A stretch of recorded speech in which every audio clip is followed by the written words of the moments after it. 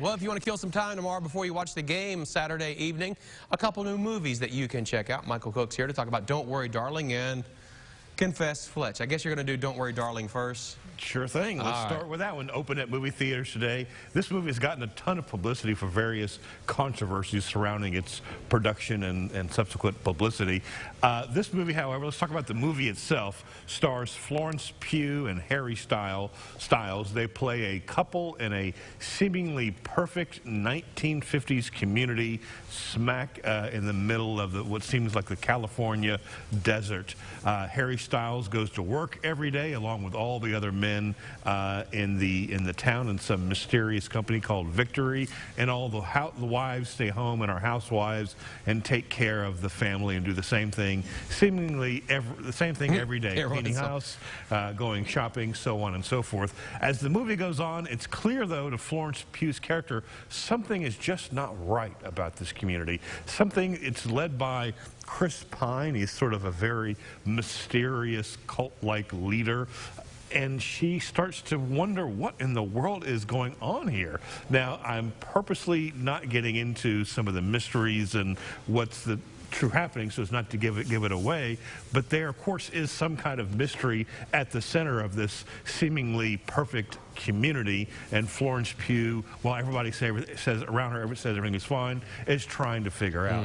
The production design and the acting in this movie are top-notch. Florence Pugh is one of our best young actors working today. Olivia Wilde also stars in it, and she's also fantastic. She directed it, as I mentioned.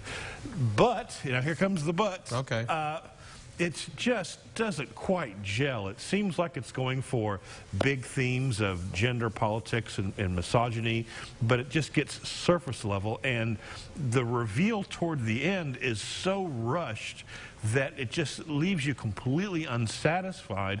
And it's 2 hours long. They had plenty of time to get into what was going on, but they just rushed it, and it just ruined or just really harmed the movie, which means it really didn't quite work. It could have, the pieces were there, but they couldn't put the puzzle together correctly. So in the end, I have to give this movie a 7 out of 10. So it's mediocre. Not that bad. It's not that bad. Watch it when it comes out on streaming, but not worth a trip to the theater, in my opinion. I thought you were going to say, don't worry, darling. Don't waste your time, darling. Exactly. But yeah, okay, 7 out of 10 is not bad. Exactly. So the next movie to talk about is called Confess, Fletch. It's newly available on various streaming platforms.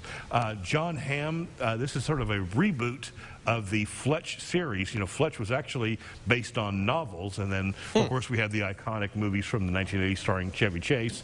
Here, Fletch, of course, is a former investigative reporter. He was living in Italy with his rich Italian girlfriend, who turns out her father was kidnapped, and the kidnappers want some of his priceless paintings as ransom. So he goes to Boston to try to find these missing paintings, comes into his Airbnb or his rental place, and there is a body smack dab in the middle. Oh, this is convenient. Yeah, he's smack dab in the middle of his living room.